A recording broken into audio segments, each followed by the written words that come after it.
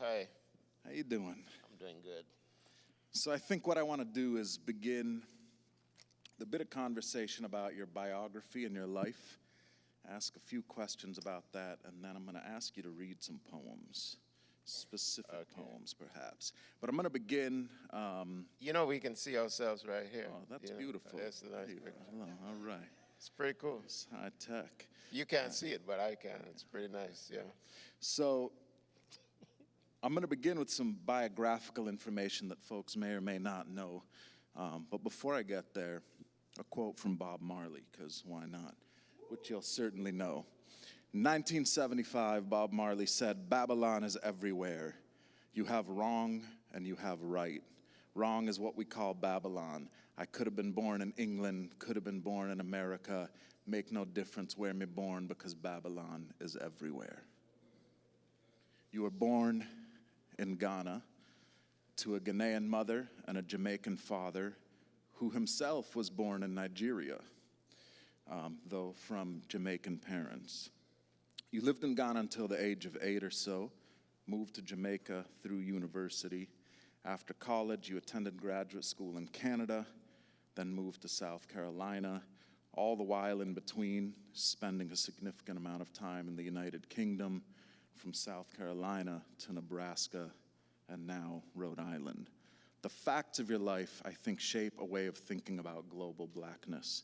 So I'm wondering if you can say a bit more about how these familial links and personal movements have shaped your sense of an African solidarity under the theme of this gathering, and how you view blackness as a kind of global reality.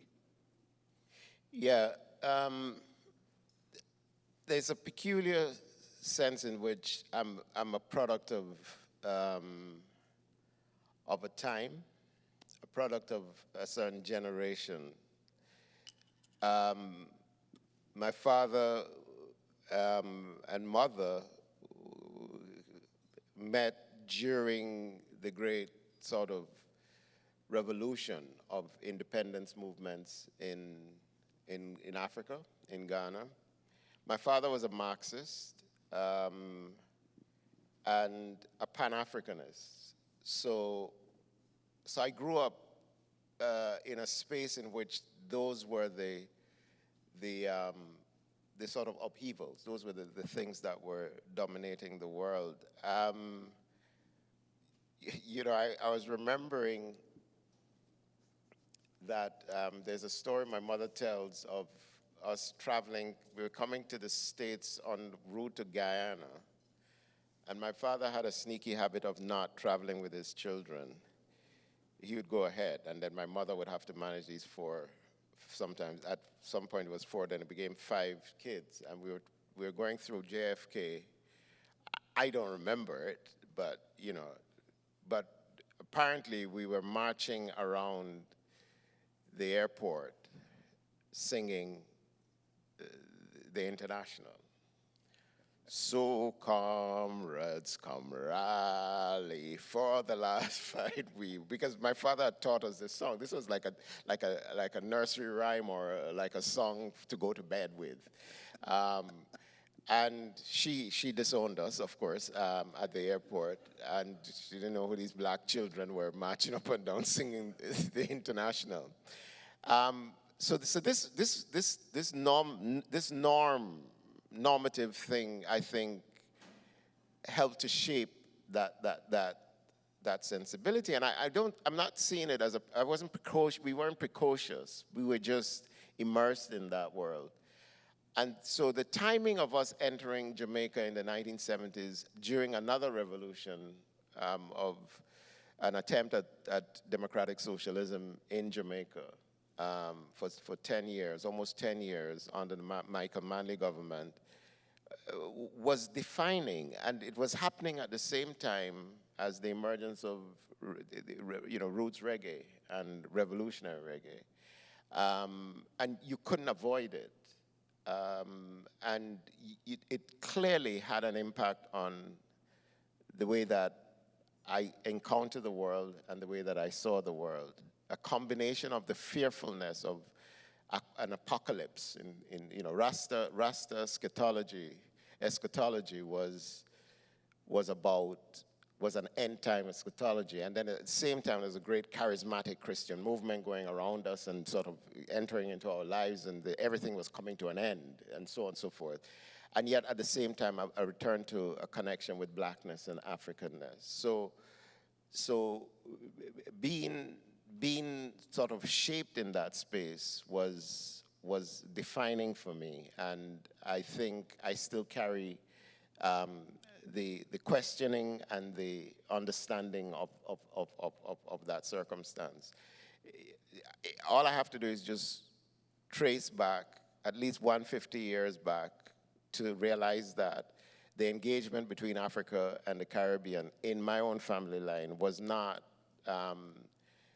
simply a product of the transatlantic slave trade, but it continued beyond that, where my grandfather moved to Nigeria and things like that. So that was just part of my having grown up in a household that was perhaps more overt in its politics around this through your father, who himself was an incredible novelist and cultural worker in Jamaica. Did you resist this at all as a youth? Did you resist that kind of Pan-Africanist impulse? No. Not even, it wasn't a thing. I resisted many things, but that wasn't something it was lifeblood for me. You know, I think people don't realize that in 1971, 72, going to Jamaica as a kid in elementary school, primary school, Jamaica was not as really pro-Africa as we kind of think it is now. Jamaica was pretty retrograde. We were teased mercilessly for being African. I mean, you can't believe the teasing that my sisters and brothers and I experienced. My brother's nickname was Unka. It was Unka, meaning unga, kill. This is his nickname. I didn't need a nickname. My name was Kwame. That was good enough. I didn't need a nickname. And we use wit and irony and deep sarcasm because it was as basic as, are you comfortable wearing shoes, or do you live in houses, and and so on. So we continued the tradition, and we said, of course we did, and we knew Tarzan, we'd met him. He's a cool guy, and we had pet lions at home and so on and so forth. And yes, we lived in trees. I mean, everybody in Africa lives in trees, but it was the only way to deal with it. So then I encountered Rastas, and the Rastas were the people who had a completely different interest in us, in me. They wanted to talk about Africa. They wanted to know what Ghana was like. They wanted to know what fruits I ate and so on. And so that hunger for the Pan-African sensibility was a lifesaver for me, was a lifesaver. And then reggae music began to do its work. But I think it's worth understanding that between 1970 and 1980, something revolutionary happened in Jamaica, transformed that whole society that I don't think we talk about enough, and it had to do with its relationship and attitude to Africa. And some of the work that my father did was he brought people like Samora Machel, he brought Nketia, the musicologist from Ghana. He brought all these major artists and thinkers and so on and so forth. He was the director of the Institute of Jamaica to create cultural connections and so on. And he brought Rasta drummers into the forefront when there were events instead of a chamber orchestra. He pushed this Africanness in the society, which was transformative. So for me, there's no way to resist that. And on top of it, the posters that we had in the house had people like Angela Davis. How could I resist that poster, that big fro, and that woman, and the movies that were coming out, Blackula, and all of that. So there's a rich kind of thing, but I knew that we were dealing with a change, a transformation. So there was no resistance to it. But I think my father I became a Christian, so then my father got worried, because he said, what are you doing? we are Marxists. And I said, well, I got this Christianity thing. But it's weird because I always remember him complaining. He said he didn't complain that I had this Christianity thing. I think he was concerned about it. But he said you're listening to them. Why aren't you listening to me? And I said, well, Neville, really, come on. That's not what's going on. So there was that tension. But what we didn't get to talk about was that the brand of my Christianity was completely socialist. It was anti-American. It was like, I've been writing about that today. I was writing about that thought about how it came to me as completely different from American evangelism. Evangelical was being exported, and I could see it as part of the imperialist structure, which did not necessarily change the core faith idea that was behind it. For me, it was a revolutionary faith. And I can articulate it far better now, but how I lived it was that I didn't see a tension between the two things, yeah. So you're the founder of the African Poetry Book Fund, poetry editor for People Tree Press, until recently the editor of Prairie Schooner. I don't know if this is public yet, but you've just launched another new book series focused on Caribbean poetry here in the United States.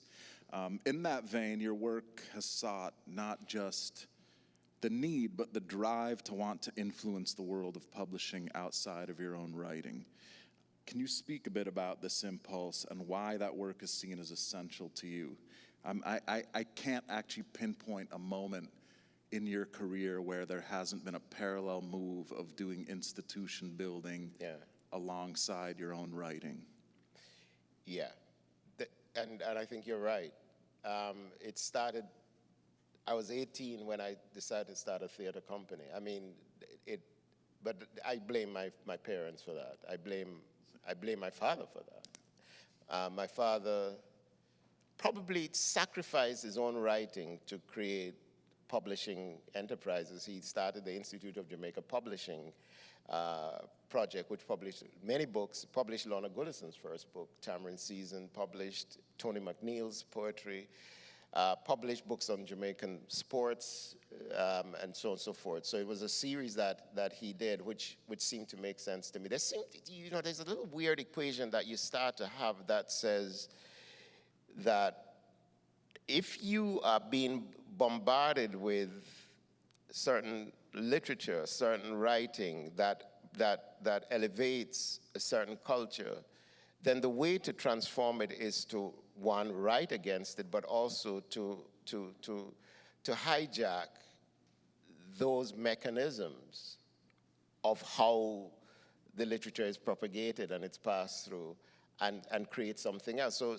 that, I think many people find that instinct when they say, let's start a new magazine, or let's, the old days it was, let's get a Gestetner machine and let's just do some printing of stuff to counter that.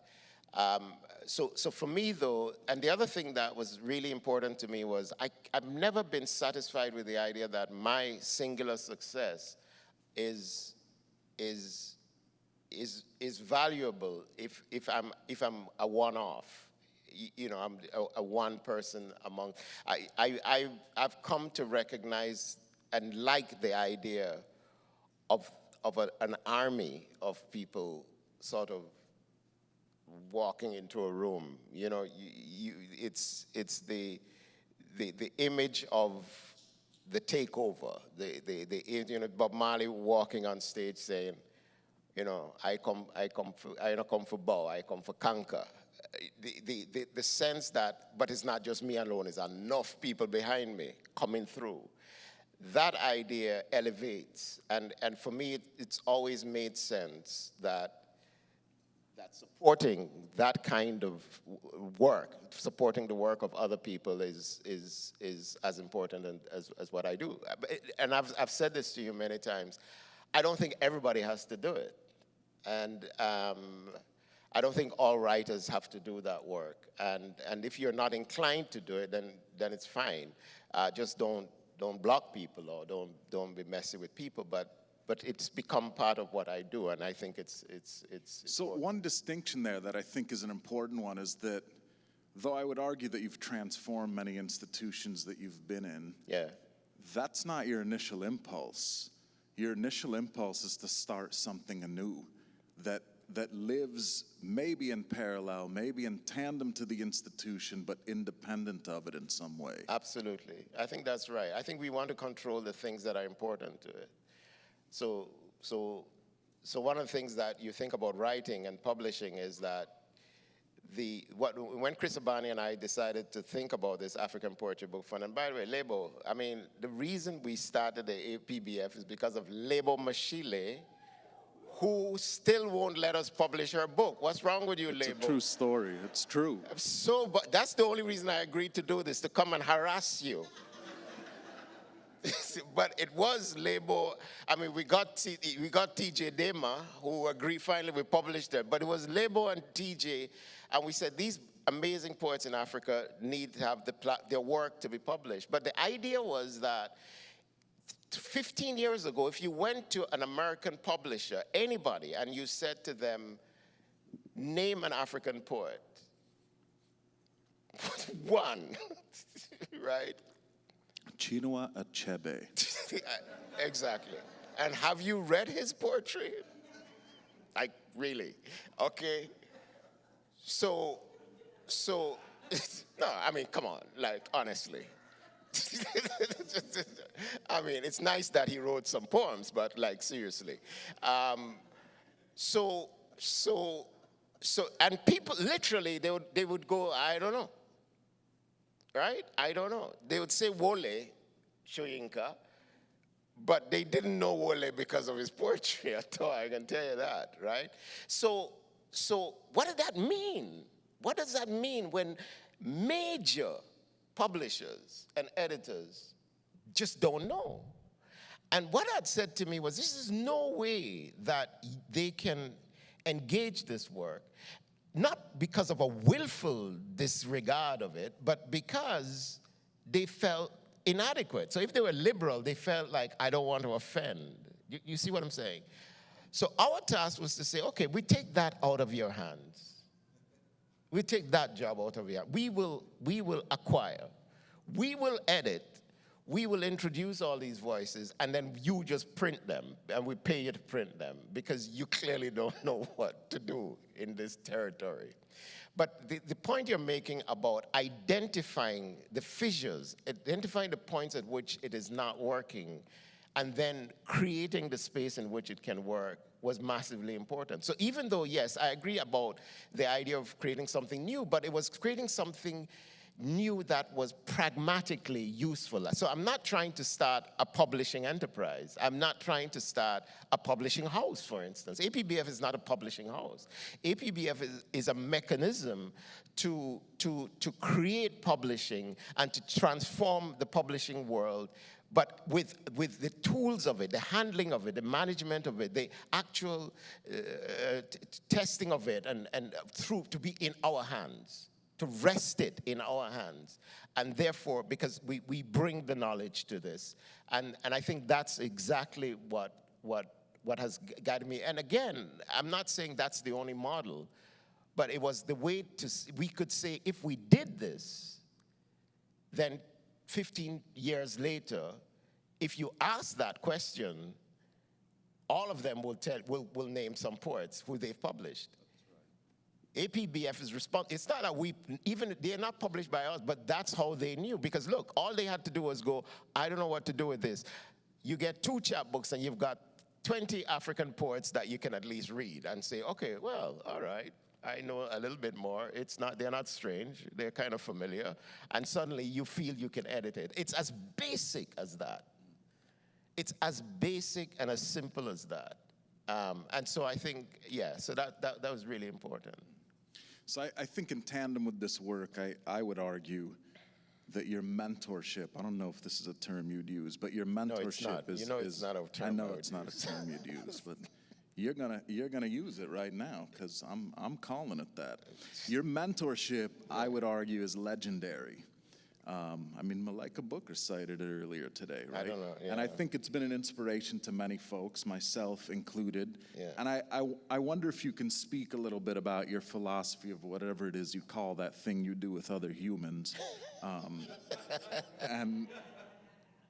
And maybe what some of the distinctions are for you in that kind of, again, I'm going to use the term mentorship of black writers as opposed to perhaps others. I mean, all of us who work in university settings, for example, are constantly mentoring students, but you do something quite a bit different in the way that you've, I think, supported, nurtured, launched people's careers in different ways, supported them on multiple paths, black writers in particular, and globally more broadly. Yeah, I think I benefited from the care of other people who took time to look at my work and to listen to me. I don't call it, I never had a kind of, I had some mentorship situations that were not necessarily as strictly about writing. It was about teaching. I mean, one of the people that I named her, and I know she's rolling in her grave because I do that, Ellen Arl, who I called a mentor, but she was incredible. This is a woman, a white Chicago woman teaching in South Carolina, who really took me under her wing to be able to just teach all these composition and you know rhetoric classes. And she taught me a lot, but she also taught me a lot about poetry. She was a poet herself. But it goes further back. It goes because there were so many people who were kind to me, whether it was at the Creative Arts Center at the University of the West Indies, which is now the Philip Sherlock Center, where the director, who was somebody who had been Noel Vaz, who had become alienated from the whole community because he was read as a kind of white Jamaican and somebody who resisted change in that space. But clearly somebody who had done some quite radical work in producing black Caribbean and Jamaican plays. But he was running this center, but he let me use it. He let me bring my plays in. He encouraged it in ways that were very helpful to me. There are many, I can go through many people who showed me kindness, and in a sense, my feeling was that that's how the world should work. But I'll say this, Matthew, the truth is, before I was thinking of being even a writer, I kind of had made a decision to be a teacher. And teaching seemed to answer a lot of my concerns about the world, a lot of my concerns about what I can contribute to the world, and how things can change for young people and people, anybody, right? And so teaching, so even when I was in what we call sixth form, 16, 17, I was taking in fifth formers from different schools and giving them classes on passing their exams, just free. I was just, they said, this guy knows everything. In fact, I remember, I have a legend amongst my friends at school that the day of our major exam, the O-level exam, we're sitting there, and one of the really bright, some of the boys were sitting there and so on and so forth. A couple of them said they hadn't read the book. They hadn't read Bizwaz. So they were like, I'm going to fail. I said, well, you're probably going to fail because you got to read at least the book. And so they said, well, tell us what happened. So I told them the whole story of Bizwaz. And they passed. So it's legendary. I gave them the whole story of Bizwaz in about half an hour. And they passed. And they still talk about it. So I can teach. I'm a lazy teacher, but I'm good. Like, I'm a good teacher, right? Because, yeah. So that impulse is part of it. It's that sense that, and my mother is a teacher, and my grandfather is a teacher. I've come from a bunch of teachers. My sisters are teachers. My sister Abba, who was a principal, my younger sister, well, she's older than me, but she's younger, is a principal of an elementary school. We're teachers. So the teaching, I think, is guiding it. It's sort of making it make sense. But there's also a bigger mission. The mission is that African and black people have not been given the opportunities and the access to the kind of training and mentorship and structures that would allow them to develop and grow, but have been thrown into situations where they're biting each other and they're fighting each other for the same little piece. And creating spaces in which that can be taken away and we support each other. The last thing I would say on this is, when Colin Channer and I were thinking of Calabash, and you know, the story is that Calabash is this great festival, but the conversation about Calabash began with trying to set up writing workshops in Jamaica. That's where it started, like trying to do workshops, because we had done the African, you know, the African-style poetry school in England, and it was around that same time that I said it'd be good to do something like that in the Caribbean. But we didn't have a branding. We needed something that would be a brand that would then, when we announced it, people would come to it, because we're good writers, but not really trusted. That's all I can say. So when we did the festival, and Colin said, let's just do a big festival, and then we used that branding to do these workshops, which worked perfectly. But the important part of it was what was the model we were going to use. And we talked about it, and we said the one thing that is missing in the Caribbean, and it's certainly in Jamaica, was apprenticeship system, a Prento system, the system that exists. See how he didn't say mentorship there? Yeah, okay. That exists in the recording studio, in reggae. So we went in and we started to look at it, and we said, if there's a reason why reggae is so successful. The reggae is successful because an artist doesn't just walk into a studio off the street. The artist stays outside on the road first until they are invited into the yard. This is over several months. In the yard, they are then called in to bring in some peanuts and so on and so forth on occasion. Everybody knows they're there to sing, but they're not getting into anywhere near the studio for a while. And then finally they get on the porch. They get on the porch, and they get more often gigs to go running out and get things and so on and so forth. And then one day they get into the studio, not to sing, but just to stand there, do errands and so on and so forth, before finally, then somebody says, "Oi, yo, you can't sing." I say, you could say, "So look how long we stand up here, so wait to get a chance." But you say, "Yes," and they give you the mic, right? And it was normal for, a guy would say, "I have a song," and you start singing the song, and a senior musician will say, "Hey, you, that tune is too big for you. Me I gotta take that tune here. You can't manage that tune here. Me I take that tune here. Go work on the next one." And right, but the point I'm making is, you can hear it in the dance hall. Any DJ, you listen to all the interviews on YouTube. These guys will give you the genealogy of their art. They would tell you which DJ learned from which DJ before they became this. The problem with writers was that we thought we just emerged born big so, and we can just start so, like we didn't come from something. And so our thing was create mechanisms for older writers to work with younger, see where you're coming from, create a community. That has been the core of the principle of this work.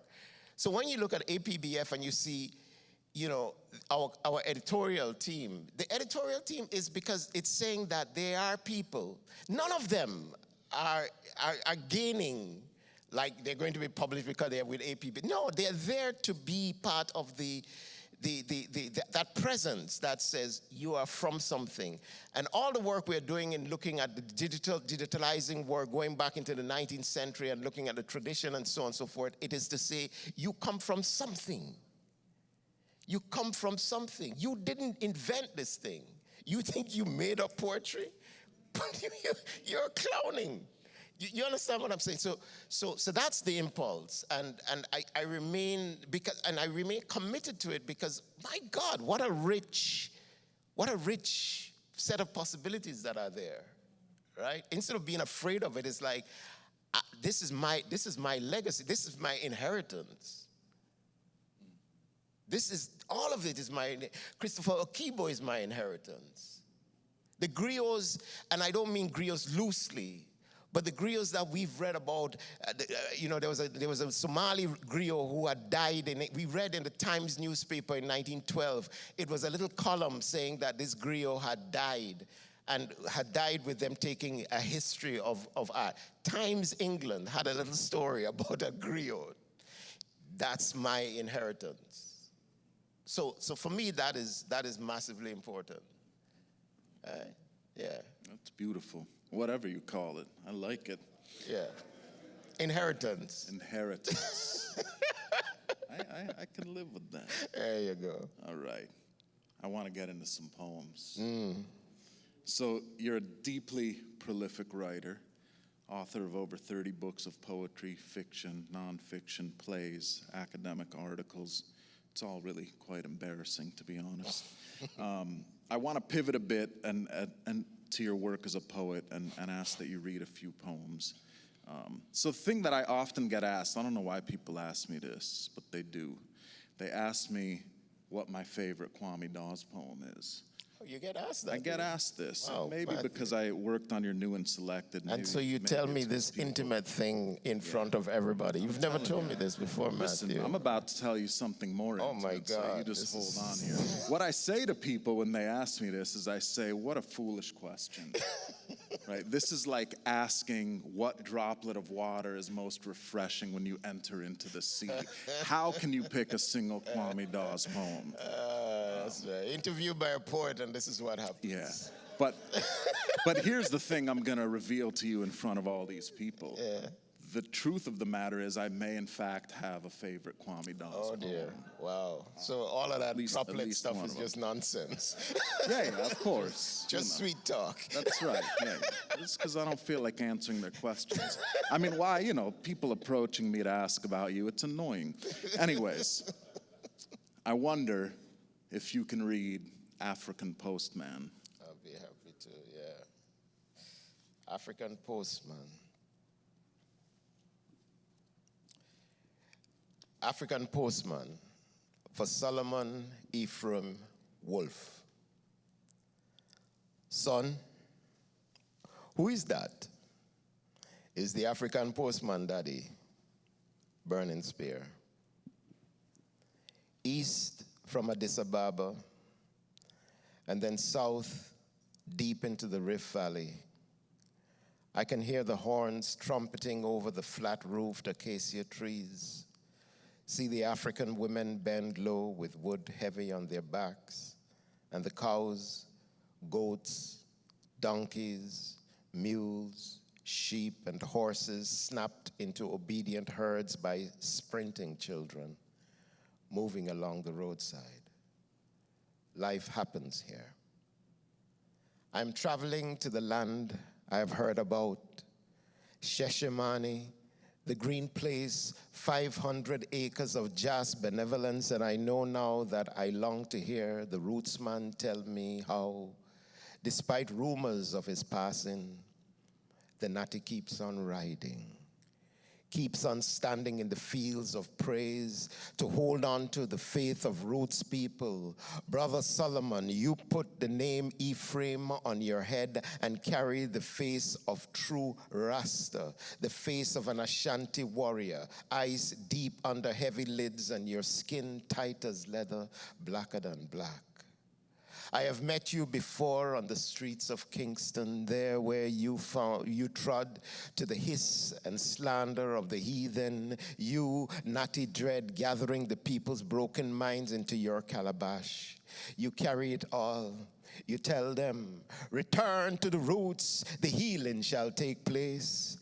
You are burning spear's voice in the fields of Teph. You tell me of the prophecy of Marcus, and I listen to you through the phlegm, through the gruff of your voice, and suddenly when I ask about the passing of the emperor, You rise up like a staff of correction, your voice reaching back to the mountains, your warrior self, your yardman greatness, and you speak a mystery of those who have ears but do not hear, and those who have eyes and won't see. And I know that this dread will one day stand in this soil and find his feet growing roots, that soon the earth will be darker for the arrival of Solomon. Let the heathen rage, let the doubters scoff, let the Ghanaian youth whose eyes have seen the face of Jesus Christ, let him too sit and marvel at the faith of the Nati. For this African postman has forsaken father and mother and has come to stand before his imperial majesty, to call only him father so that the father might call him son. And the world will carry on its weary march, and the ibises will swoop in the Ethiopian dusk, and the smoke will rise from wood fires, and the night will come with news that the rootsman, after 400 years of being told he is homeless, has come home. Yes, Jah has come home. Sons and daughters of his imperial majesty, Haile Selassie, earth rightful ruler, without any apology, say, this is the time when I and I will come home, yes, Jah. Oh, come and hold the fort, na let go, na let go, na let go. Thank you. So I'm not going to go deep down this road, because if I do, we'll be here all night. But the musicality of that poem, the chacun rhythm of roots reggae that builds and builds and builds is something I find so incredibly masterful. Tell me a little bit about this poem. You may not remember. Do you remember the context in which you wrote this poem? Yeah, I may not remember. He's a funny guy.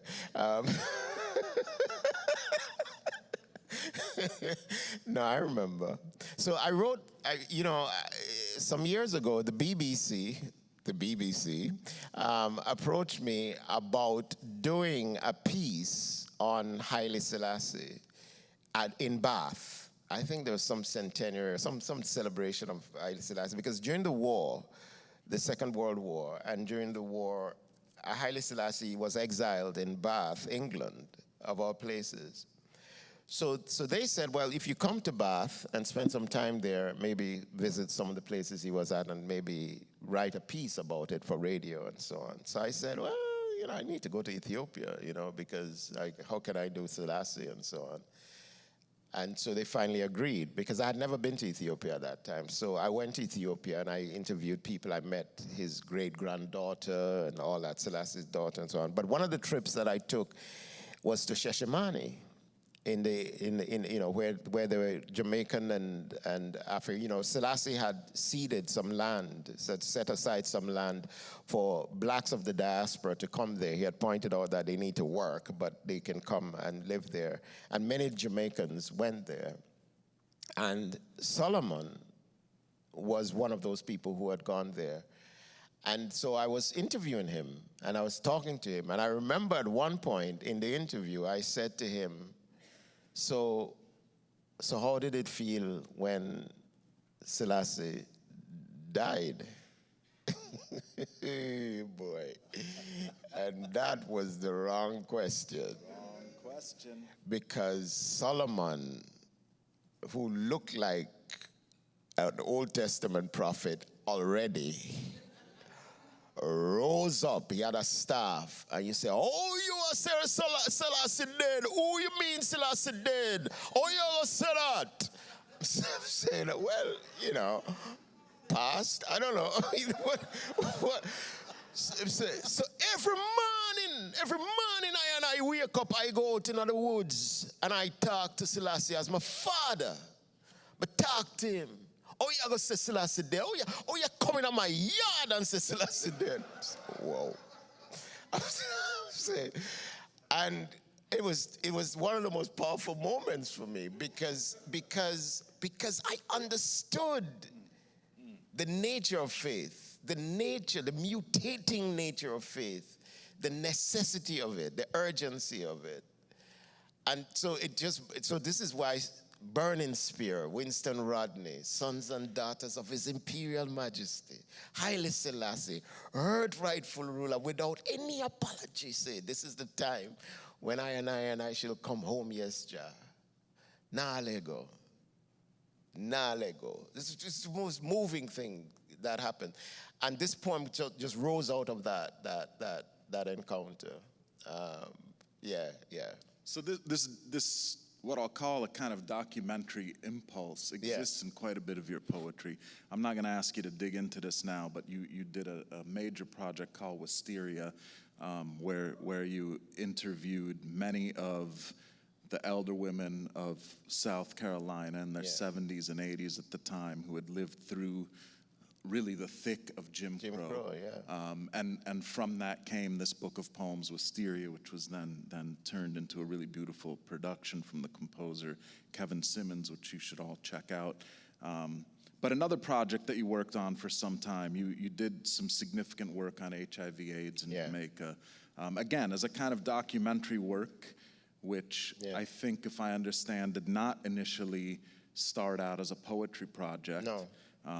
In fact, the documentary work that you won an Emmy Award for. Yeah. You looked beautiful on the red carpet, by the way. I did, I did. I had a nice suit. Yeah, that's right. It was rented, but it was nice. But from that kind of work, which was a really kind of beautiful multimedia piece, you wrote a set of poems that I find really kind of very moving and painful, and a bit heartbreaking and sometimes haunting. So I'll ask that you read one of those poems called Coffee Break. Coffee Break. Coffee Break. It was Christmas time. The balloons needed blowing. And so in the evening, we sat together to blow balloons and tell jokes. And the cool air off the hills made me think of coffee. So I said, coffee would be nice. And he said, yes, coffee would be nice. And smiled as his thin fingers pulled the balloons from the plastic bags. So I went for coffee. And it takes a few minutes to make the coffee, and I did not know if he wanted cow's milk or condensed milk. And when I came out to ask him, he was gone, just like that. In the time it took me to think, cow's milk or condensed, the balloons sat lightly on his still lap. Yeah. Thank you. Thank you. Yeah. This is in the voice of a man who was running an indigent home in Jamaica in Montego Bay.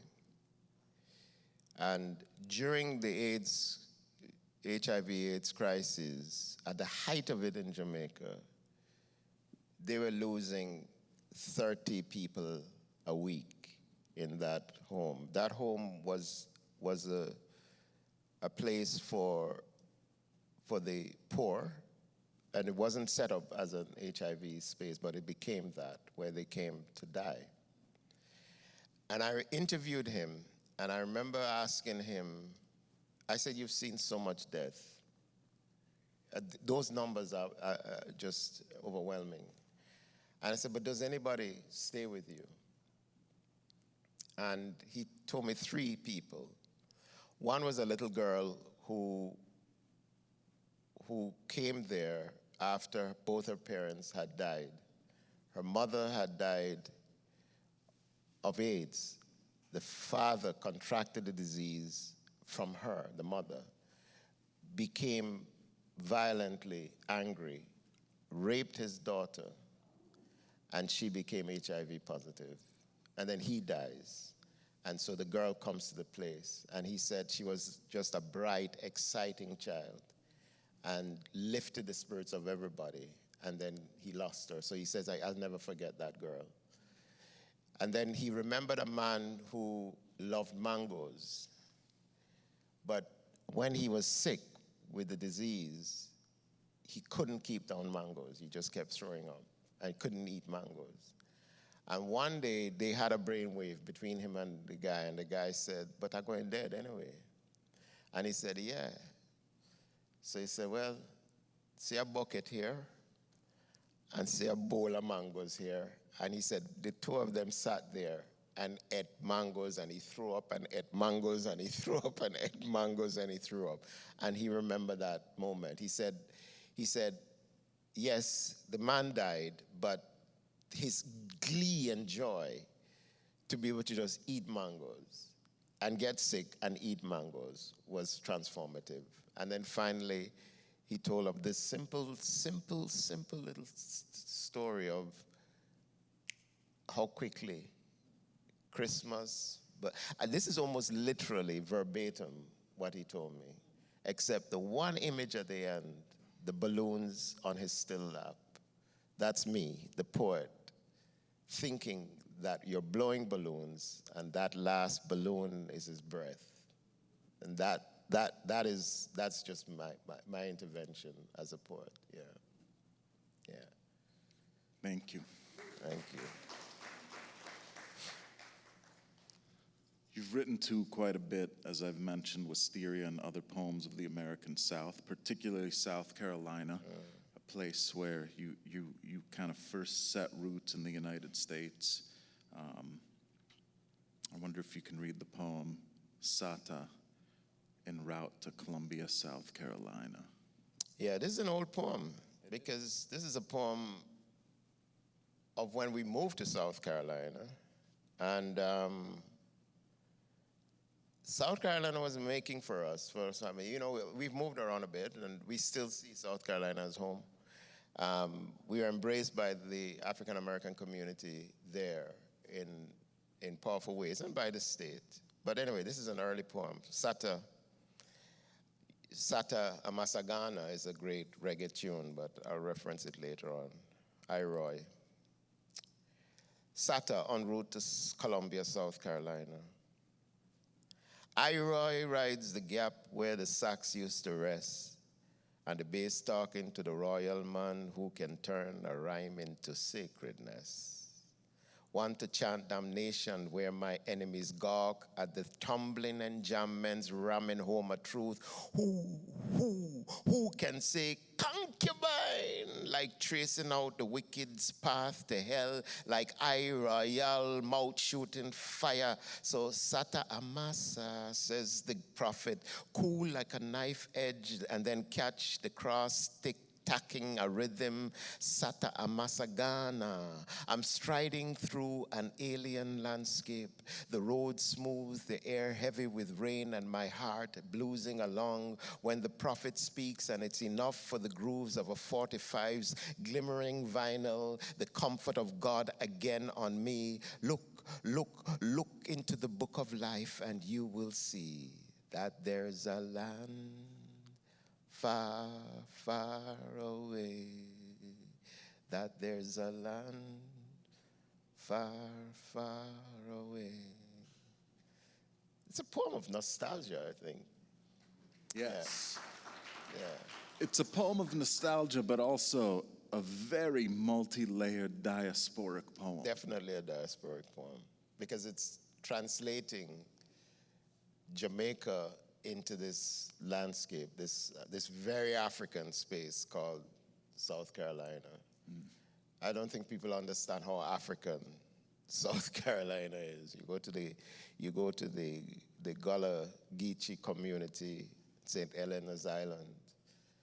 The rituals. There's a great artist called Jonathan Green who talks about going through his own rite of passage, his initiation, sent out into the woods for 3 days as a child to see, to just, you know, he's 6 years old. This is his initiation, and this is when he becomes an artist. He sees himself as an artist. All of that is taking place in that space, where Africa just remained doggedly present. And it's in that community that I'm trying to make these connections, these difficult connections, yeah. I'm gonna just do a little time check here. Yeah. We got a few more minutes. A few more minutes? All right. Let me see here. Let's jump to Nebraska. Yeah. Your beautiful stint in the Midwestern United States of America. Boy.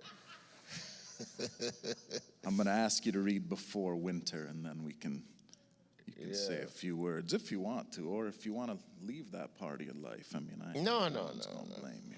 Everywhere I go has made me, and Nebraska certainly did. Before Winter. I imagine there's a place of deep rest, not in the resting, but after, when the body has forgotten the weight of fatigue or of its many betrayals. How unfair that once I thought it clever to blame my body for the wounds in me, the ankle, bulbous and aching, the heaviness in the thighs, and the fat, the encroachment of flesh. It is hard to believe that there are those who do not know that it is possible to let things go, to then see the expansion of flesh.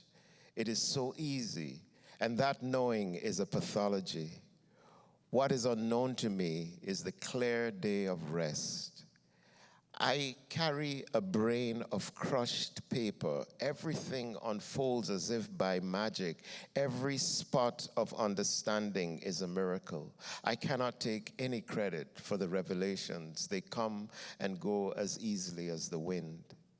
You must know that this is a preamble to an epiphany I will record. The late morning light of October, the damp, soiled backyard, the verdant green lawn, the bright elegance of leaves strewn over it all, turning nonchalantly in the wind, and the Nebraska sky, blue as a kind of watery ease, a comfort, it is all I can say, the kind one knows even standing there, waiting for the dog to squat, one that I will remember for years but will never have the language to speak of, one of those precious insignificances that we collect and hoard. The moment lasts 10 breaths, and in that silence, I imagine that I can see spirits, I can know myself, and I will not fear the betrayals of body and love and earth and the machinations of self-made emperors and pontificates trump. It will be winter soon. I know my body is collecting water in its nether regions, the weight of the hibernating mammal sorting everything in drowsy, slow-moving preservation. I mean, I'm losing myself to the shelter we build to beat back sorrow and the weight of our fears. I have covered thousands of miles in a few days, and I feel my parts flaking off, a shedding of yellow pieces covering the turning earth, and I am helpless to this soft disappearing that some call sleep. I will stretch out and breathe. Thank you. Yeah. Say a little bit about this poem. There's something about its introspection on one's own mortality, its embodiment, that I think it's not rare in your work, but it's really stark in this particular poem. It's stark there, yeah, it's there. I mean, it's a poem that is thinking about mortality. It's thinking about what happens to the body. I call myself the poet of the body because I really gauge what I write.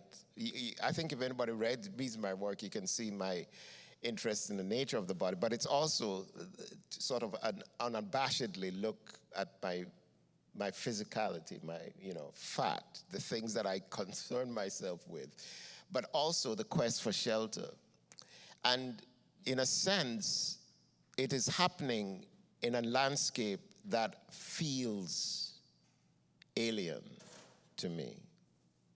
And I suspect that in a few years' time, I would read our time in Nebraska as traumatic. Even though while going through it, I didn't think of it that way. But I think I read it as a traumatic, as almost a kind of assault on the body. Because I was always aware of my body in that landscape and in that space. And yet I found comfort in the sky. I found comfort in snow. I found comfort in things other than other bodies, which I think is part of that peculiar trauma. Yeah, so, but you never know. Poetry is weird that way. It starts to teach you stuff that you don't know is going on. And so I read this with deep empathy for Kwame Dawes. All right, I'm going to ask you to close us out with one last poem from your latest book, Sturgetown. If you could read The Prodigal Son Converses with the Land. Yeah, so this is a poem that goes on for a minute, so I'll do that one. Prodigal Converses with the Land is a conversation between me and my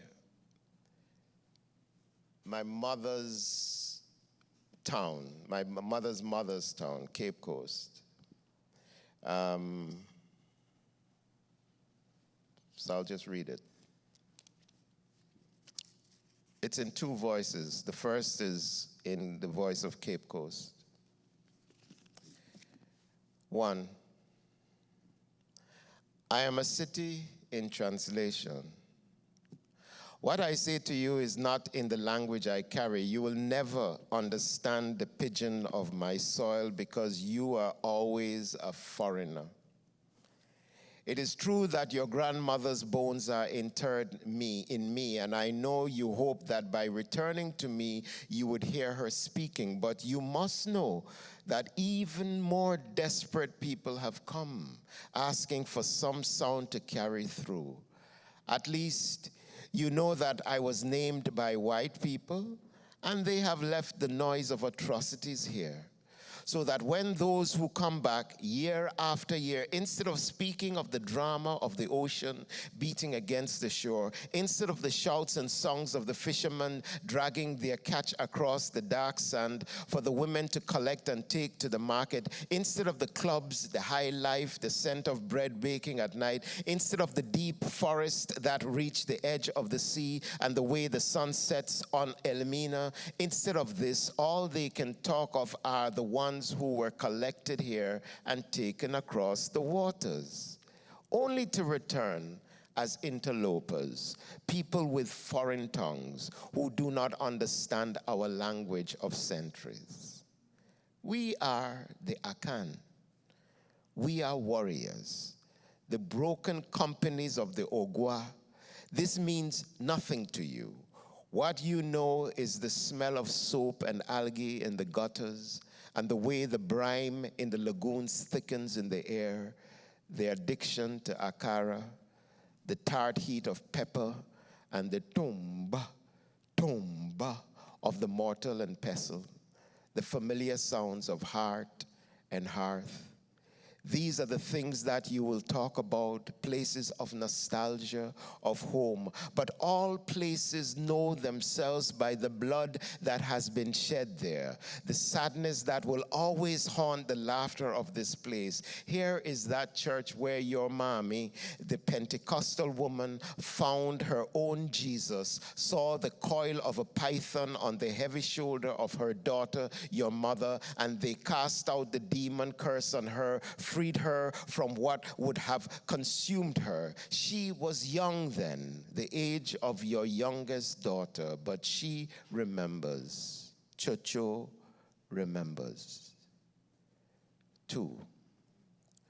Kwame.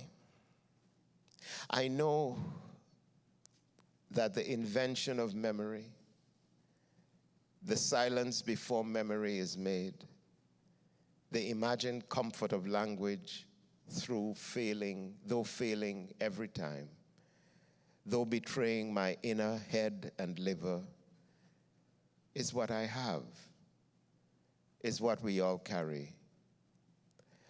I lied when I said I found the translation of this land into something like a nation or home or comfort or the spirits of ancestors. I lied. And still I will say to you who stand at the gates of this village, please tell Mommy, her grandson, the one she used to tease, tell her he's asking to be let in, and he's craving her fresh baked bread. Thank you. Thank you, Kwame Dawes. Thank you all. I think Kwame is going to be signing books over here. Yeah. And thank you to all the folks, to FA and all the crew for putting this together. And thank you, Kwame. Thank you, Matthew. Appreciate it. Thank you, everybody.